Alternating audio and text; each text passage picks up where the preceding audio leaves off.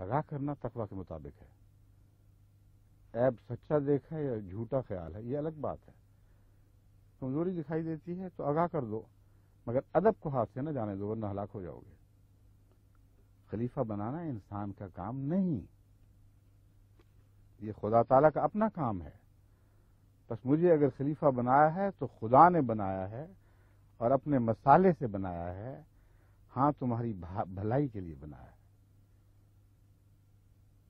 اس کو حکومت کا کوئی شوق نہیں.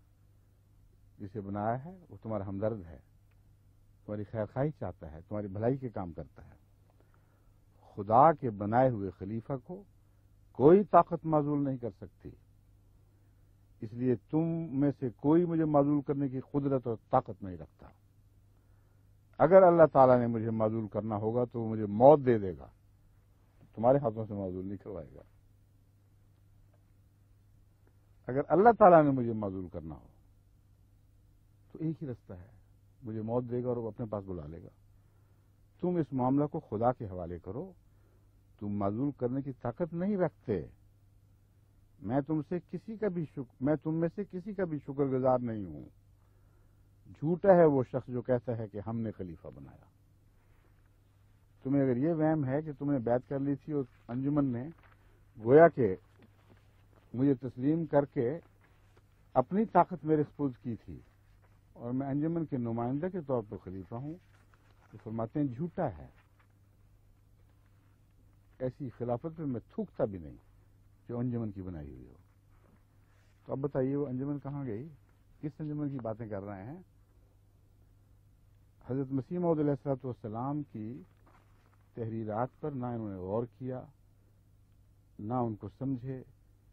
اگر کچھ سمجھا تو صدیق سمجھا، اگر کسی نے جانا تو حضرت خلیفۃ المسیح اول رضی اللہ تعالیٰ عنہ نے جانا، جن کے ہاتھ پر سب کو سمیٹ کر لپیٹ کر خدا نے بیعت کرنے پر مجبور کر دیا تھا. اور اگر یہ باتیں سب جھوٹی تھیں تو کون سا اس وقت غیرت مند تم میں تھا اور تقوی شعار تھا جو اٹھ کر کھڑا ہوا ہو اور اس نے کہا ہو کہ ہم نے بیعت تو کی ہے لیکن ہم غلط باتیں سننے پر آمادہ نہیں. کس نے یہ کہا کہ انجمن مسیح موت کی بنائی کے متعلق تم باتیں کرتے ہو، تم جو ان کے نائب ہو، تمہیں کس نے حق دیا ہے؟ کوئی آواز تھی جو اٹھی؟ ایک آواز اٹھی تھی جب حضرت خلیفۃ المسیح اول رضی اللہ تعالیٰ عنہ نے ایک جلالی خطبہ دیا مسجد مبارک میں. تو یہ لوگ خود جو ایسی باتیں کیا کرتے تھے اس کے جلال سے مروب ہو کر اس طرح تڑپے ہیں اور روئے ہیں، اور ساری مسجد اس طرح گریہ ازاری سے بھر گئی تھی کہ روایت بیان کرنے والے روایت کرتے ہیں کہ یوں لگتا تھا جیسے وہاں بکریاں ذبح کی جا رہی ہوں. ایک شور قیامت برپا تھا. گریہ ازاری سے اور کوئی آواز سنائی نہیں دیتی تھی. روتے تھے اور معافیاں مانگتے تھے. کتنے دن کی معافی تھی؟ ادھر آپ نے آنکھیں بند کی، ادھر وہی فتنے پھر دوبارہ بیدار ہو گئے. پھر خدا نے کیا سلوک فرمایا وہ اب میں آپ کو بتاتا ہوں. اب سنیے حضرت مسیح موعود علیہ السلام نے کیا بنایا تھا اور اپنے بعد جس کو کہتے ہیں جانشین تھی، وہ کس بات کن معنوں میں جانشین تھی؟ صرف یہی تھی یا کچھ اور بھی باتیں خدا تعالیٰ نے آپ سے فرمائی تھی؟ میں حضرت مسیح موعود علیہ السلام کی تحریرات آپ کے سامنے پڑھ کر سناتا ہوں، اس کے بعد کسی مزید بحث کی گنجائش باقی نہیں رہتی. فرماتے ہیں یہ خدا تعالیٰ کی سنت ہے. کچھ حصے اس کے طویل ہیں، لمبے مضامین سے تعلق رکھتے، لیکن ایک ایک لفظ غور سے سننے کے لائق ہے کیونکہ علم و عرفان کے خزانے ہیں جو میں آپ کے سامنے پیش کرنے لگا ہوں. یہ خدا تعالیٰ کی سنت ہے، اور جب سے کہ اس نے انسان کو زمین میں پیدا کیا ہمیشہ اس سنت کو ظاہر کرتا رہا ہے کہ وہ اپنے نبیوں اور رسولوں کی مدد کرتا ہے اور ان کو غلبہ دیتا ہے، جیسا کہ وہ فرماتا ہے کتب اللہ لاغلبن انا ورسلی، کہ خدا نے اپنے اوپر فرض کر رکھا ہے، لازم کر دیا ہے، لاغلبن انا ورسلی، کہ یقیناً میں اور میرے رسول ہی غالب آئیں گے. اور غلبہ سے مراد یہ ہے کہ جیسا کہ رسولوں اور نبیوں کا یہ منشا ہوتا ہے کہ خدا کی حجت زمین پر پوری ہو جائے اور اس کا مقابلہ کوئی نہ کر سکے، اسی طرح خدا تعالیٰ قوی نشانوں کے ساتھ ان کی سچائی ظاہر کر دیتا ہے، اور جس راست بازی کو یعنی سچائی کو وہ دنیا میں پھیلانا چاہتے ہیں، اس کی تخم ریزی انہی کے ہاتھ سے کر دیتا ہے۔ وہ سچائی ان کے ہاتھ سے بوئی جاتی ہے، اس میں پھر بعد میں آنے والے اضافے نہیں کرتے، اسی کی پرورش کرتی ہیں، اسی کی نشو و نما ہوتی ہے، لیکن اس کی پوری تکمیل ان کے ہاتھ سے نہیں کرتا، بلکہ ایسے وقت میں ان کو وفات دے کر جو بظاہر ایک ناکامی اور خوف اپنے ساتھ رکھتا ہے، مخالفوں کو ہنسی اور ٹھٹھے اور تان اور تشریح کا موقع دے دیتا ہے، اور جب وہ ہنسی ٹھٹھا کر چکتے ہیں تو پھر ایک دوسرا ہاتھ اپنی قدرت کا دکھاتا ہے۔ یہ قدرت کا لفظ خاص اہمیت رکھتا ہے، غور سے سنیے۔ جب ہنسی اور ٹھٹھا اور تان اور تشریح کر چکتے ہیں، ہنسی اور ٹھٹھا کر چکتے ہیں، تو پھر ایک دوسرا ہاتھ اپنی قدرت کا دکھاتا ہے اور ایسے اسباب پیدا کر دیتا ہے جن کے ذریعے سے وہ مقاصد جو کسی قدر ناتمام رہ گئے تھے اپنے کمال کو پہنچتے ہیں۔ ایک ایسا انتظام فرماتا ہے نبی کے وصال کے بعد، اس کی زندگی میں نہیں۔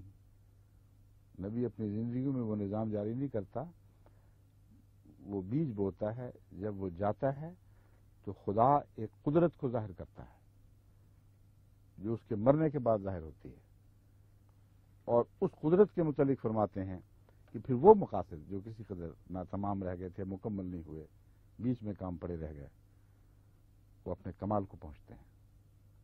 غرض دو قسم کی قدرت ظاہر کرتا ہے، اول خود نبیوں کے ہاتھ سے اپنی قدرت کا ہاتھ دکھاتا ہے، دوسرے ایسے وقت میں جب نبی کی وفات کے بعد مشکلات کا سامنا پیدا ہو جاتا ہے اور دشمن زور میں آ جاتے ہیں اور خیال کرتے ہیں کہ اب کام بگڑ گیا، اور یقین کر لیتے ہیں کہ اب یہ جماعت نابود ہو جائے گی، اور خود جماعت کے لوگ بھی تردد میں پڑ جاتے ہیں اور ان کی کمریں ٹوٹ جاتی ہیں، اور کئی بدقسمت مرتد ہونے کی راہیں اختیار کر لیتے ہیں۔ تب خدا تعالی دوسری مرتبہ اپنی زبردست قدرت ظاہر کرتا ہے اور گرتی ہوئی جماعت کو سنبھال لیتا ہے۔ بس وہ جو اخیر تک صبر کرتا ہے خدا تعالیٰ کے اس معجزے کو دیکھتا ہے۔ یہ قدرت کیا ہے، یہ معجزہ کیسے ظاہر ہوتا ہے، اس میں کسی خیال آرائی کی ضرورت نہیں، حضرت مسیح علیہ السلام خود اس مضمون کو کھولتے چلے جا رہے ہیں۔ جیسا کہ حضرت ابو بکر صدیق کے وقت میں ہوا، جبکہ حضرت صلی اللہ علیہ وسلم کی موت ایک بے وقت موت سمجھی گئی اور بہت سے بادیہ نشین نادان مرتد ہو گئے، اور صحابہ بھی مارے غم کے دیوانے کی طرح ہو گئے، تب خدا تعالیٰ نے حضرت ابو بکر صدیق کو کھڑا کر کے دوبارہ اپنی قدرت کا نمونہ دکھایا، انجمن بنا کر نہیں۔ حضرت ابو بکر صدیق کو کھڑا کر کے دوبارہ اپنی قدرت کا نمونہ دکھایا اور اسلام کو نابود ہوتے ہوتے تھام لیا، اور اس وعدہ کو پورا کیا جو فرمایا تھا۔ آیت خلافت میں سے یہ حصہ بیان فرما رہے ہیں، یاد رکھیے، وَلَيُمَكِّنَنَّ لَهُمْ دِينَهُمُ الَّذِي ارْتَضَىٰ لَهُمْ وَلَيُبَدِّلَنَّهُمْ مِن بَعْدِ خَوْفِهِمْ أَمْنًا، کہ وہ جو قرآن میں وعدہ فرمایا گیا تھا کہ میں ضرور تمہیں خلیفہ بناؤں گا تم میں سے ان لوگوں کو جو صالح اور نیک عمل کرتے ہوں، فرماتا ہے وہ وعدہ پورا کر دیا، یعنی خوف کے بعد پھر ہم ان کے پیر جما دیں گے، یہ ترجمہ مسیح علیہ السلام کا ہے۔ ایسا ہی حضرت موسیٰ علیہ السلام کے وقت میں ہوا، جبکہ حضرت موسیٰ مصر اور کنعان کی راہ میں پہلے حصے جو بنی اسرائیل کو وعدہ کے موافق منزل مقصود تک پہنچا دیں فوت ہو گئے۔ جس ارض مقدس کا وعدہ حضرت موسیٰ علیہ السلام سے کیا گیا تھا، 40 سال کے بعد اس وعدے کا پورا ہونے کا جب وقت آیا تو ان کی قوم نے بے وفائی کی، تب اللہ تعالیٰ نے اس وعدے کی ٹال دیا کہ تم ابھی اس لائق نہیں ہو کہ تمہارے حق میں یہ فضل ظاہر ہو، اور حضرت موسیٰ علیہ السلام کو بھی 40 سال مزید صحراؤں میں بھٹکنا پڑا۔